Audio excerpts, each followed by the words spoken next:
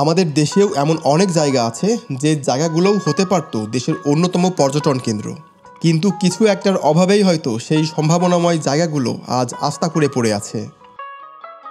আমার সামনে বিশাল যে পাহাড়টি দেখতে পাচ্ছেন, এটি হচ্ছে সীতাকুণ্ডুর চন্দ্রনাথ পাহাড়। মিরসরাই এবং সীতাকুণ্ডুতে এত দারুণ দারুণ কিছু স্পট আছে যেগুলোতে সরকারের পৃষ্ঠপোষকতা থাকলে দারুণ পর্যটন স্পট হিসাবে গড়ে ওঠা সম্ভব ছিল। কিন্তু এই জায়গাগুলোতেই আপনি চাইলেও ফ্যামিলি নিয়ে আসতে পারবেন না। একমাত্র যারা ট্রেকিং করতে পারে তারাই এখানে আসতে পারবে, তবুও রিস্ক থাকে।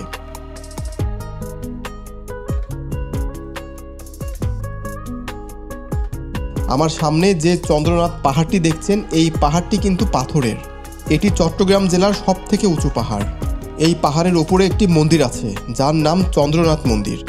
এই মন্দিরের নাম অনুসারে আসলে এই পাহাড়ের নামকরণ করা হয়েছে। বসন্তকালে এখানে একটি মেলা হয়, শুনেছি তখন 10 থেকে 15 লক্ষ মানুষ এখানে আসে।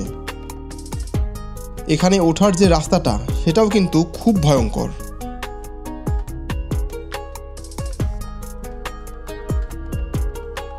একজন সুস্থ মানুষের প্রায় 2 ঘন্টা মতো লেগে যায় পাহাড়ের চূড়ায় ওঠার জন্য। আমরা যখন ভারতের দার্জিলিং বা সিকিমের মতো পাহাড়ি অঞ্চলে যাই, সেখানে দেখতে পাই পাহাড়ের গা ঘেঁষে উপরে ওঠার জন্য দারুণ রাস্তা তৈরি করা থাকে, যে রাস্তাগুলো সবাইকে মুগ্ধ করে। আবার এক পাহাড় থেকে আরেক পাহাড়ে যাওয়ার জন্য কেবল কারের ব্যবস্থা থাকে। এছাড়াও অনেক ধরনের অ্যাক্টিভিটিস তো থাকেই। সত্যি বলতে পাহাড় পছন্দ করে না এমন মানুষের সংখ্যা খুবই কম। সেই টানেই মূলত আমরা আমাদের দেশের এই পাহাড়গুলোতে ছুটে আসি। এখানে এসেই আসলে আমাদের আক্ষেপটা আরও বেড়ে যায়।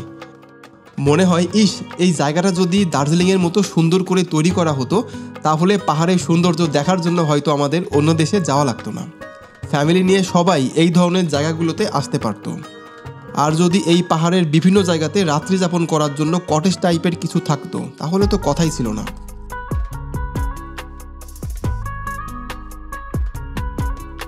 মিরসরাই থেকে সীতাকুণ্ডু হয়ে চট্টগ্রাম পর্যন্ত প্রায় 70 কিলোমিটার শুধু পাহাড় আর পাহাড়, এবং এর মধ্যেই রয়েছে খোয়াছড়া ঝর্ণা সহ অনেকগুলো বড় বড় ঝর্ণা।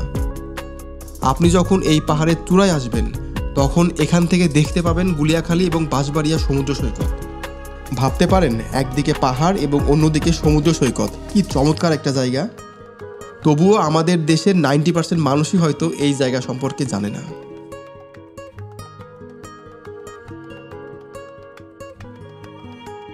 মিরসরাই এবং সীতাকুণ্ডুর বেশ কয়েকটা জায়গা ঘুরলেও চন্দ্রনাথ পাহাড়ে আজকেই আমার প্রথম আসা। একদম হঠাৎ করেই আমরা আজ এখানে চলে এসেছি। আমরা যে সময় পাহাড়ে ওঠার জন্য যাচ্ছি, অলরেডি সে সময় পাহাড় থেকে সবাই ব্যাক করছে। জানি না কত দূর যেতে পারবো, তবে ট্রাই করে দেখি।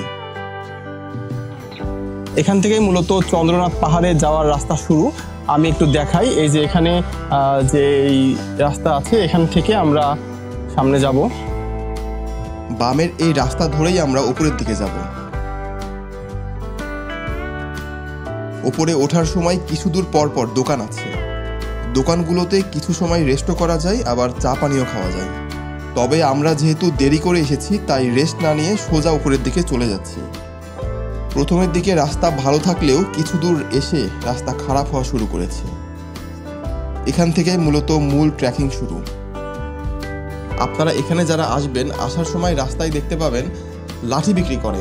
আপনারা এই লাঠিগুলো সঙ্গে রাখতে পারেন, আপনাদের নিরাপত্তার জন্য সাহায্য করবে। আবার উপরে ওঠার জন্য আপনাদের এই লাঠিগুলো অনেক হেল্প করে।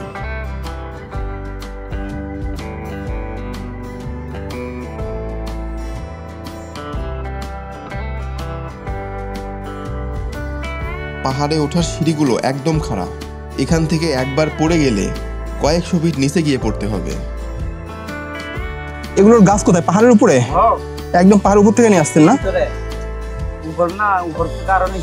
ও, এই উপর থেকে পার হয়ে আরো নিচে চলে যাবেন ওইদিকে। রস কেমন এগুলোতে? কত করে এগুলো?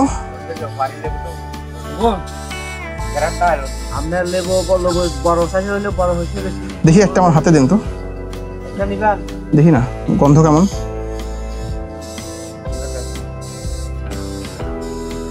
যে এটা হচ্ছে পাহাড়ি লেবু। এখানে যে পাহাড়টা আছে আমরা যেখান থেকে ব্যাক করলাম, এই পাহাড়ের উপরে উঠে পাহাড়টা পার হতে হবে। পার হয়ে আরও অনেকটা পথ যাওয়ার পর আসলে এই লেবুগুলোর গাছ। আমরা যত উপরের দিকে যাচ্ছিলাম সন্ধ্যাও মনে হয় তত তাড়াতাড়ি আমাদের দিকে আসছিল। হঠাৎ মাথায় এলো আমরা যদি একদম পাহাড়ের চূড়ায় উঠি তাহলে সন্ধ্যা নেমে যাবে, আর সন্ধ্যার পর এই রাস্তা দিয়ে নেমে আসা একরকম অসম্ভব। এই ধরনের পাহাড়ে ওঠার থেকে নামা বেশি কঠিন, আর এখানে আসলে আলোর কোনো ব্যবস্থা নেই। মোবাইলেও খুব বেশি চার্জ নেই যে আলো জ্বালিয়ে এই রাস্তা দিয়ে নেমে আসবো।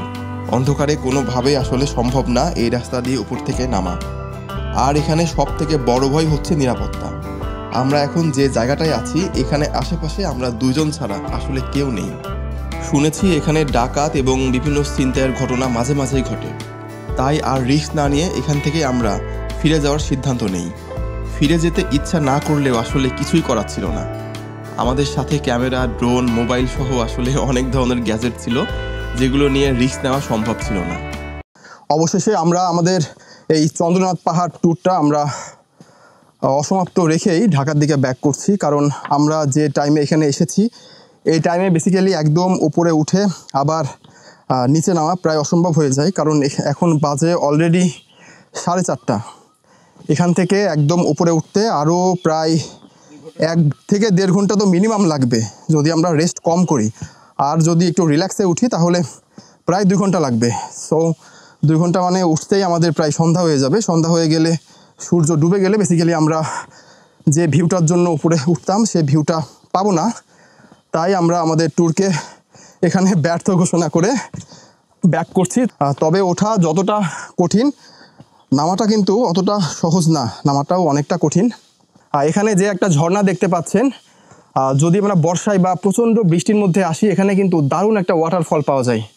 অনেক উপর থেকে এই পানিটা আসে এবং বেশ ঠান্ডা। আর এখানে যে পাহাড়গুলো আছে এই সবগুলোই কিন্তু পাথরের পাহাড়, ম্যাক্সিমাম পাহাড়গুলোই হলো পাথরের। আমার সামনে এখন যে একটা বট গাছ দেখতে পাচ্ছেন, এই বট গাছে এখন মনে হয় 100-র বেশি বানর আছে।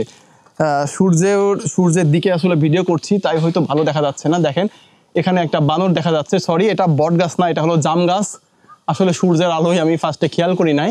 দেখেন প্রত্যেকটা ডালে কতগুলো করে বানর।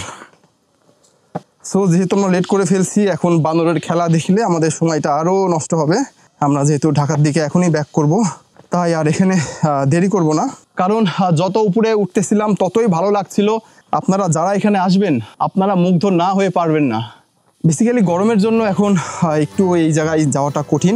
হয়তো অল্প দিনের মধ্যেই আমরা আবার এখানে আসব এবং একদম পাহাড়ের চূড়ায় উঠব। এখন আমরা ফিরে যাচ্ছি, আমাদের এখন ঢাকায় ফিরতে হবে।